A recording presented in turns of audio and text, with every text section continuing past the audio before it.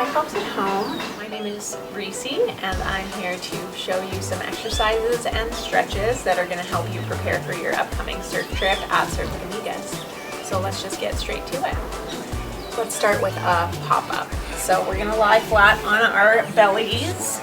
An important thing to remember is to keep your legs together like a mermaid. You don't want to have them apart ever when you're surfing. You're going to have your hands down by your chest, flat palms, and you're going to tuck your toes and bring your feet underneath you. If you can do it in all one smooth motion, that is great. You want to try and keep your chest up, and your feet are going to be splitting this imaginary center line and facing sideways. Things that you want to avoid are popping up with your butt too high and your energy comes up off the board and you're going to end up falling forward this direction. And likewise, you don't want to come up with your butt too low because you're going to fall backward and towards the heel side. And if as you're starting to practice you're feeling like the flexibility is an issue, probably your ankles or maybe it's your hips are too tight, you can try starting by coming up onto all fours and then taking your front foot up and then your back foot up, and from there standing up. So do a million pop-ups, experiment a ton, see what feels best, and we'll do a million of those until we feel tired and sore, and save any questions you have because we're going to go over the technique a bunch when you get here. Another part of our body we are going to want to be solid and strong is of course our core.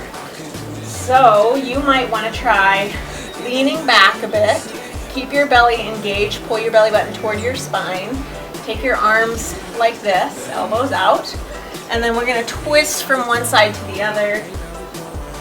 Take your head with you, you can gaze down at your elbow.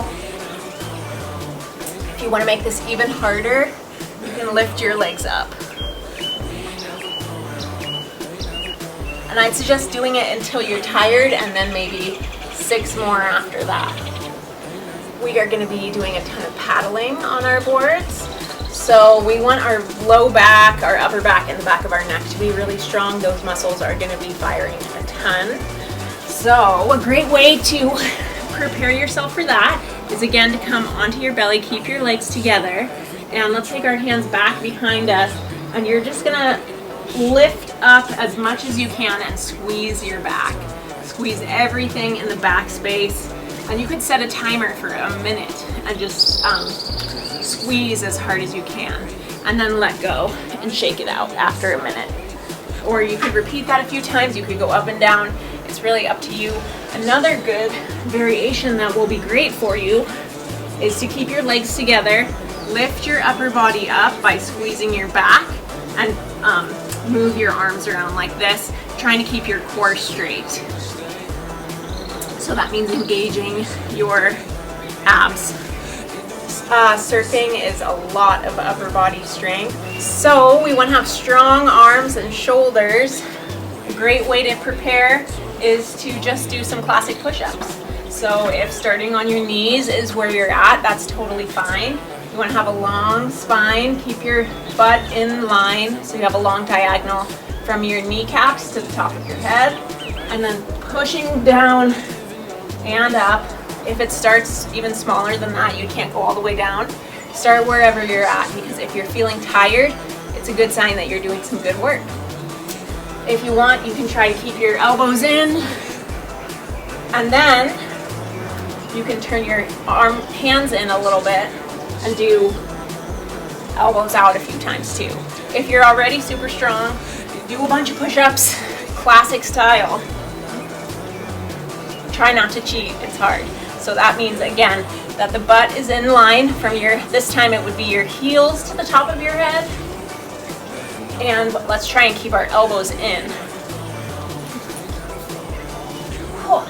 It's tough. All right, our last exercise is going to be for the legs. We're gonna do some lunges to get our legs all beefy for when we do end up standing on the board. They're gonna be strong and capable. We're gonna keep our spine straight up and down as we do our lunges. And we're gonna keep our butt and pelvis underneath us because that's going to be part of our struggle when we get out into the ocean as well. So we'll bring our hands together and we're gonna step back. We're gonna turn our feet parallel. We're gonna turn back nice and low and then come back to the front and keep your knees bent. Back, turn, forward, and back.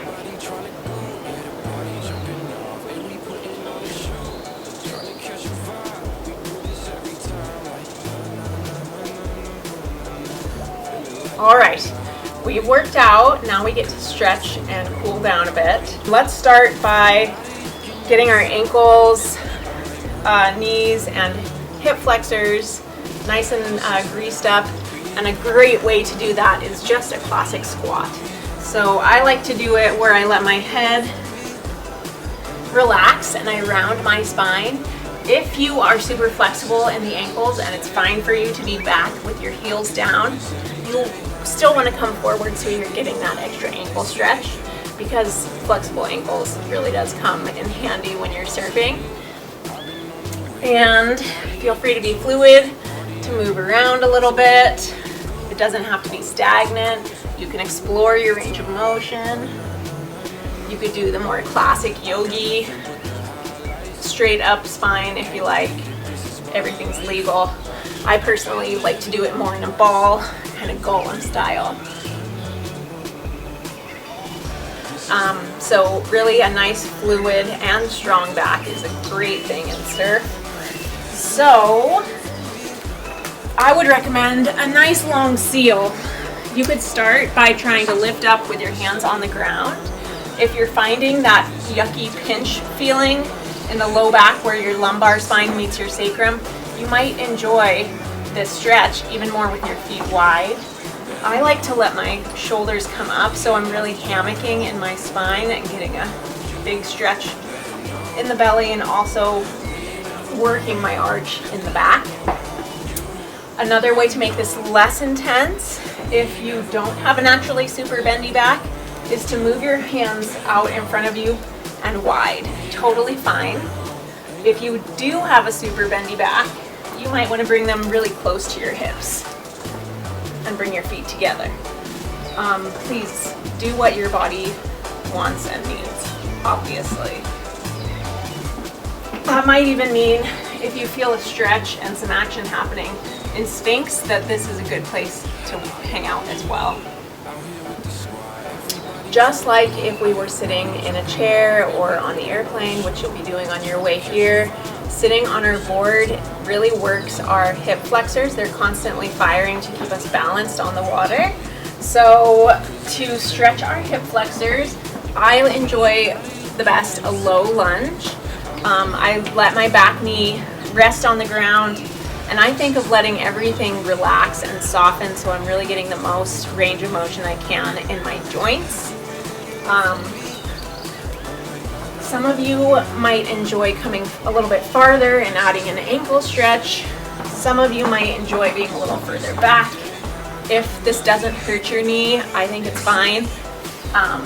If you have any knee pain or you know you have knee issues, do keep your knee at 90-degree angles in the front. You can also play with walking your upper body over to the right or to the left.